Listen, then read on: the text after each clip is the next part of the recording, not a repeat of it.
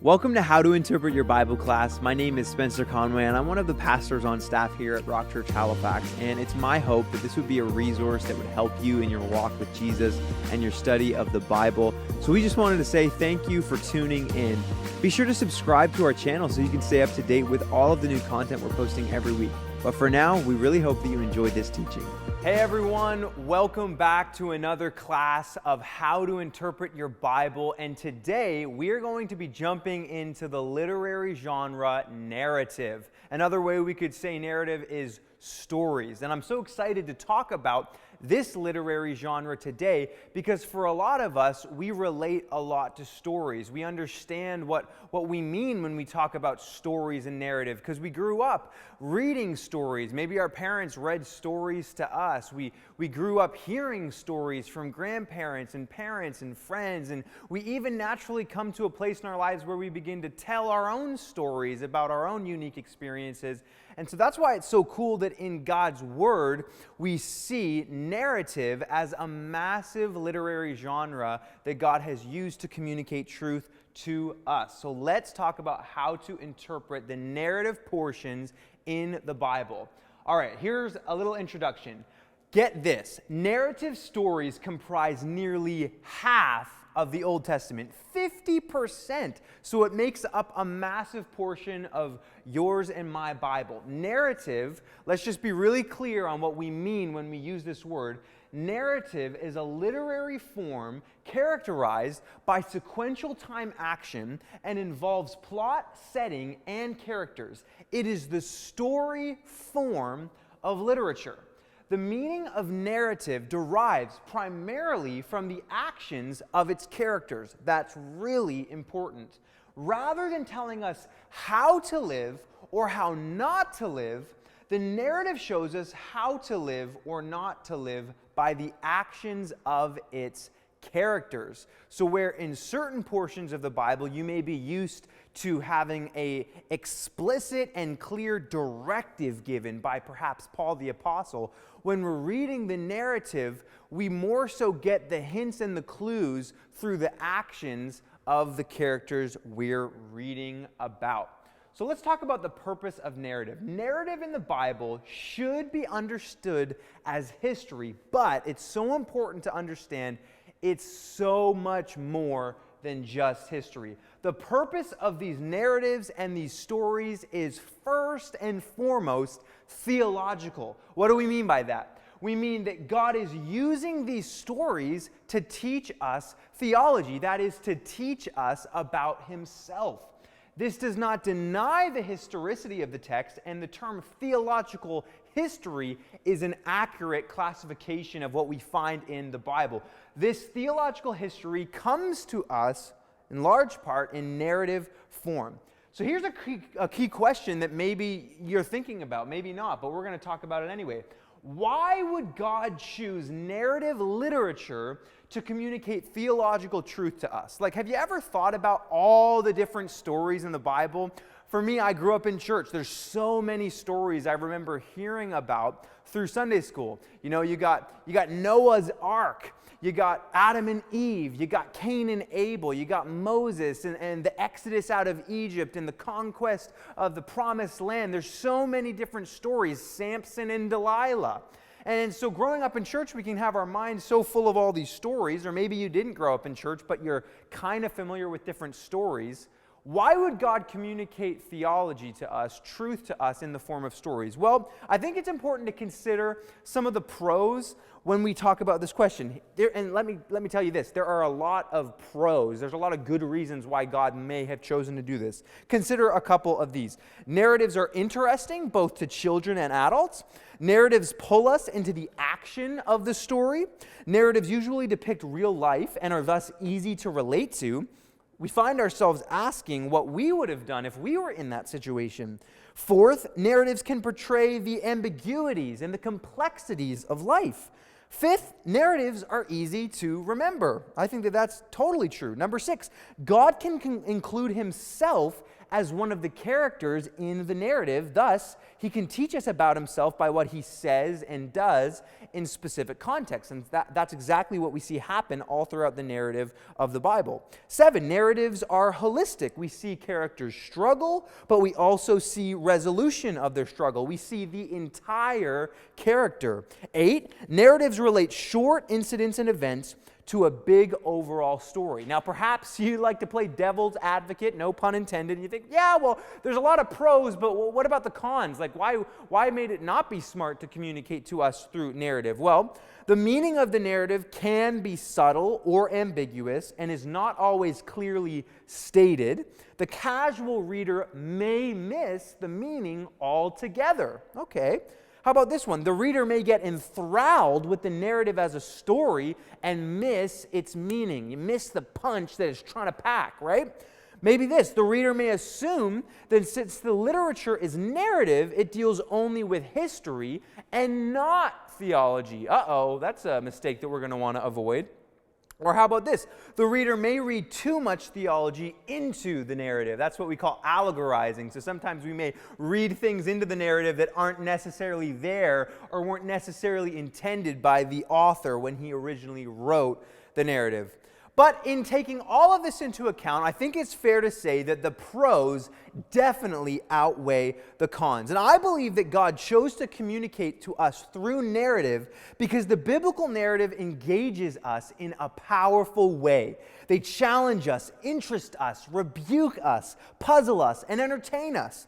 They sink in our memory. They make us think and reflect. They involve us emotionally as well as intellectually. They teach us about God and His plan for His people. They teach us about all kinds of people, good ones and bad ones, faithful and obedient ones, and mule-headed disobedient ones. They teach us about life in all its complexities and ambiguities. So, with that being said, let's jump in to a few key points, some general guidelines that we want to be aware of as we engage reading and interpreting the narrative we find in the Scripture. Number 1, and we've talked about this a lot throughout this series, read the passage carefully. Look, and look again. Look at the book. Read slowly, read carefully. Number 2, there are many similarities between reading the Gospels and reading Old Testament narrative. So, if you're looking for some specific guidelines, you can reference back our class about how to interpret the Gospels. There's going to be a lot of overlap in terms of the principles. However, it's important for us to point out that there is one key difference, okay? And that is this. Old Testament episodes are generally much longer than the New Testament gospel episodes we read about in Matthew, Mark, Luke, and John. Because of that, the literary context that must be explored is also often longer, and it involves numerous chapters. Don't assume that these are simple stories. Observe. Probe into the text like Sherlock Holmes. You are a detective. Put on that detective's cap, okay? Look for things like repetition, comparison, contrast, movement from general to specific, and so on. I obviously didn't include this here, but I wanted to give an example about Rahab and Achan in the story we find in the first couple chapters of Joshua, right? A lot of people don't even see this, but the story of Rahab is earlier on in the narrative, and then as they conquest over Jericho, this character Achan comes into play. And when you actually observe, and I don't have time to go into it with all the details, you see that these are actually two characters that are being compared and contrasted, and there's some amazing things that you can learn when you start to probe into the larger context of these narratives. So let's talk about the literary features of narrative. There are 4 important aspects to narrative. We got plot, setting, characters, and the viewpoint of the narrator. Dang, man, it's like we're back in English class right now. So let's talk about plot first and foremost. So exploring the plot is an expansion of the what and the how questions. And that's a really great key that I would encourage you to ask when it comes to studying narrative, okay? You want to ask those 6 big questions, right? Who, what, when, where, why, and how. So when we talk about the plot, we're talking about the what of the story, and we're talking about the how of the story. Okay, plot is the organizing structure that ties narrative together. The sequence of events, along with the rise and fall of dramatic action, outlines the structure of the plot and moves the story forward. Plot is the feature that ties individual episodes into a larger, coherent story. Most narrative plots have three basic components, okay? So the first one is this. The story starts off with the exposition, in which the basic setting is described and the main series of events begins. After that comes conflict, okay? Usually something in the exposition part of the story is characterized by incompleteness, disorder, or unfulfilled desire, and this shortcoming leads to a conflict. There's that second element. The conflict can be internal, so within a character, or external, between two characters or two groups. Often in the Old Testament, the central conflict is between God and his hard-headed people, the people of Israel. Come on, if you've read any of the Old Testament, you know exactly what I'm talking about. The story usually intensifies, rising to a climax, okay? And so there we have our third and final element of plots. This is followed by the final element, plot resolution, where the conflict gets resolved. As you read the narrative, be sure to identify the main plot. You want to ask questions like this. What is the story about? Try to trace which events move the story along. What is the main conflict? How does tension develop? How is the conflict resolved? All right, that's a great reminder of some of those basic lessons you probably remember from grade 9 English or something like that. Let's move on to setting, right? We're all very familiar with setting. Oh no, I think I lost my notes. I'm back. All right, here we go. I went a little bit too quick there. Setting. Okay, setting deals with the questions where and when. The settings of the Old Testament are concrete places and scenes. For example, you have Pharaoh's magnificent court in Egypt. You have the desert of Sinai. You have a trail in the mountains, or maybe you have the threshing floor in the dark. These are all references to different stories and the settings of those stories throughout the Bible. And the setting is so important. The events of the narrative take place against a backdrop, and the backdrop is going to affect how we understand the story, okay? Be certain to identify the setting when you're studying narrative. Note any setting changes in the narrative, and this is super important. Note particularly when anyone leaves the promised land. Remember that this area of land was a special place to the Israelites of the Old Testament, for it was connected to their covenant relationship with God. Now let's talk a little bit about characters. Characters are the answer to the who question. They carry out the action and move the plot forward. Usually, the meaning being conveyed in the text is tied to the behavior of one or more of the characters in the story. However, this is really important. True to life, characters are always complex. The narrators, that is the authors, and we're going to use those terms synonymously, do not always let us know what each character is thinking or feeling. They often leave gaps or ambiguities regarding their characters, and we as readers struggle to suggest possibilities for filling in these gaps. Like the participants of the story themselves, we as readers frequently do not have all the information we would like to have. Like if you've ever read some of the stories, like maybe some of the creation accounts in Genesis, or the story about Cain and Abel, it's like there's so many questions, and we wish that we had so much more information as modern readers, but the authors are doing this intentionally.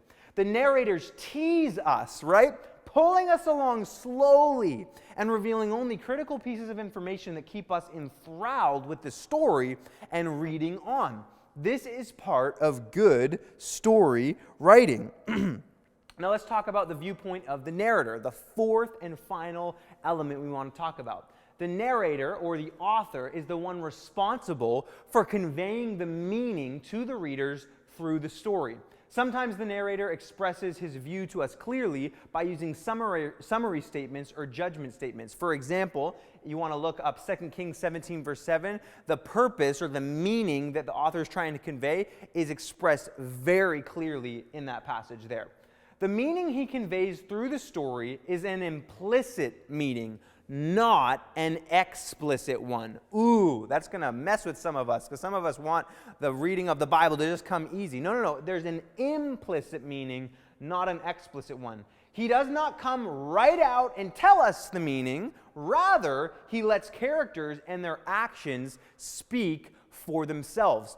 And with that being said, this is where I just want to remind you about a really important principle to remember when we talk about reading the Bible, and that is the difference between prescriptive passages and descriptive passages. Man, as you read the Bible stories, you are going to read about a lot of great, cool things that people in the Bible did, and you're also going to come across stories of terrible tragedies and awful sins that were committed by people. And so don't make the mistake of assuming that just because there's a character in the Bible who did a certain thing, then that automatically means it's God's stamp of approval on that particular action. No. We see stories of murder, we see stories of sexual abuse, we see stories of deception all throughout the Bible. And just because there's a story telling about something like that happened, it doesn't mean that that is a prescription that all of a sudden, oh yeah, it's totally cool to do all of those things. No, the meaning is going to be borne out in the way the characters behave, and it's going to become pretty obvious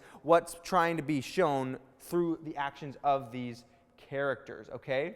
So the author expects the readers to be sophisticated enough to discern the good from the bad, right? Just like I was just saying. The authors expect you to be able to see when the narrative starts to spiral out of control, maybe for the life of one of the characters, and you'll be able to discern, maybe that's not a good idea. So read carefully, right? Watch for details that indicate the viewpoint of the narrator.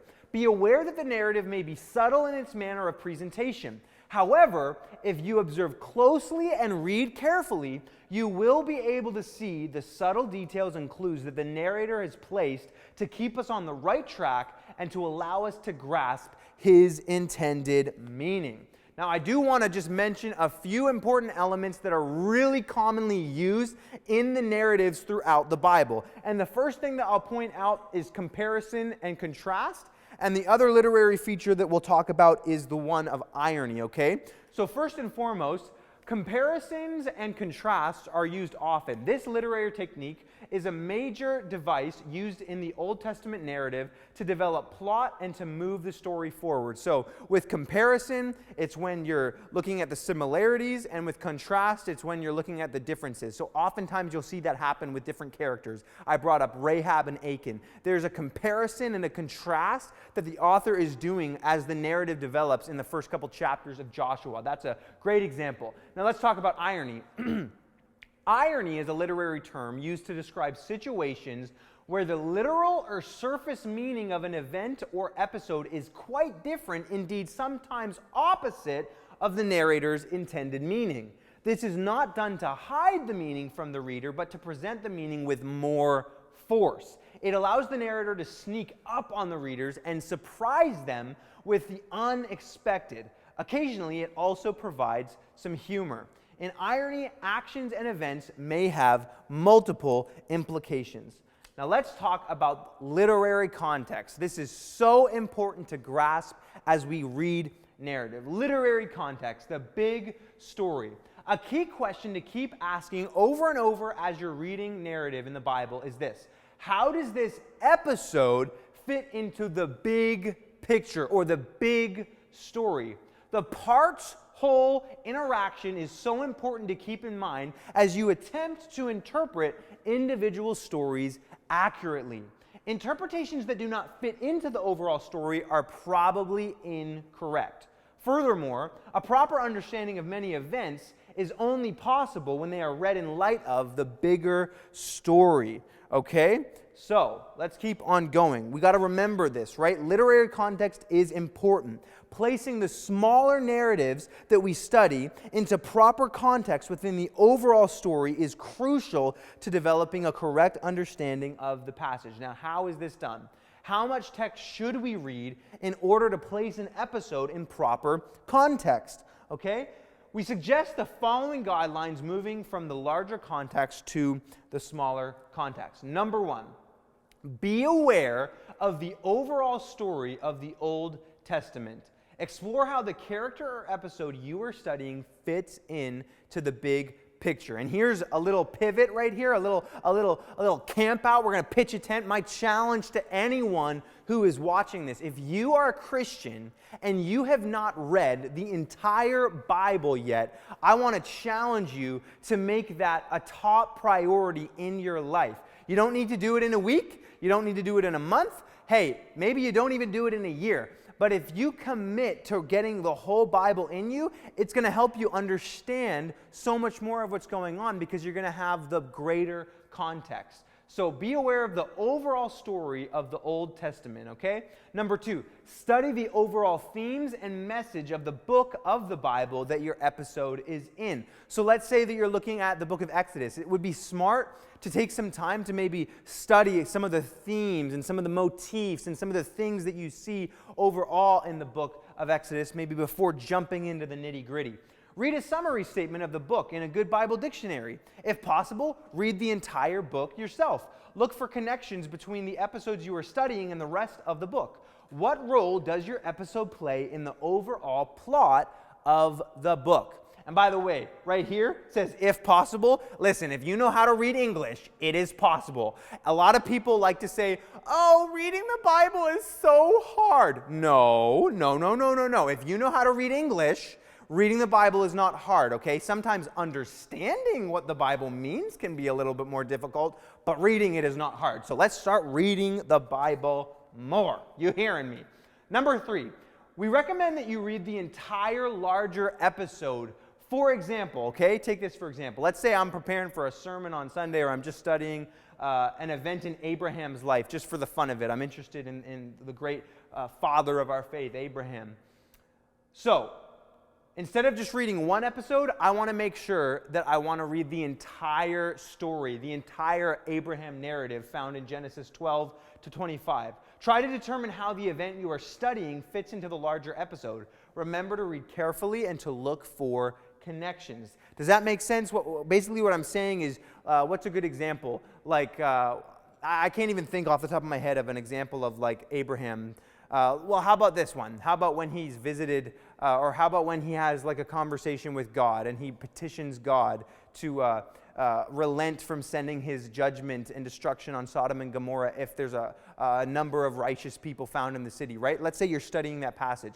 The suggestion here is that instead of just focusing on that episode, you need to make sure you're familiar with the entire story of Abraham's life from Genesis 12 to 25, because it's going to illuminate a lot of things there. Number 4, as a minimum, read 3 chapters. The entire chapter in which your episode occurs, the chapter that precedes it, and the chapter that follows it, okay? So maybe you're in a rush. Maybe you're in a bind. You don't got time to read the whole section of Genesis 12 to 25. At the very least, read the 3 chapters surrounding it, all right?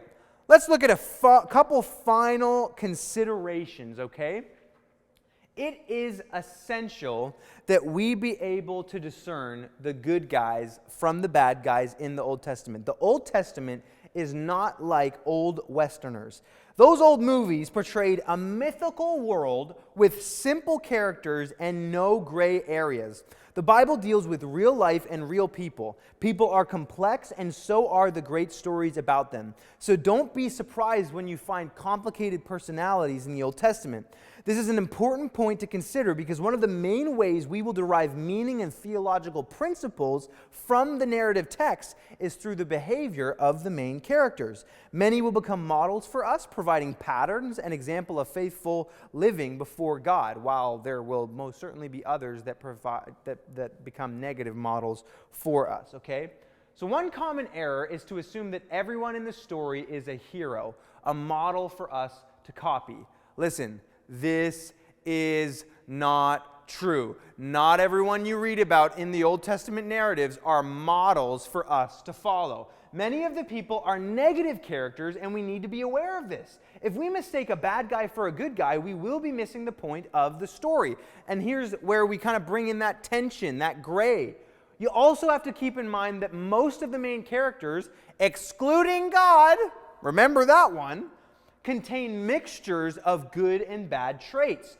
Few characters emerge from the story as squeaky clean, right? Like take Saul and David and Solomon, the first three kings of Israel, for example. Every single one of the narratives about those characters involve a rise where life is going good and they seem to be doing well, honoring God, and then they make a terrible mistake and there's this slow and steady downfall. It happens to Solomon, to David, and to King Saul, okay? So few characters emerge from the story as squeaky clean. The narrator expects us to read with sophistication and discernment. He does not identify his characters with white and black hats, okay?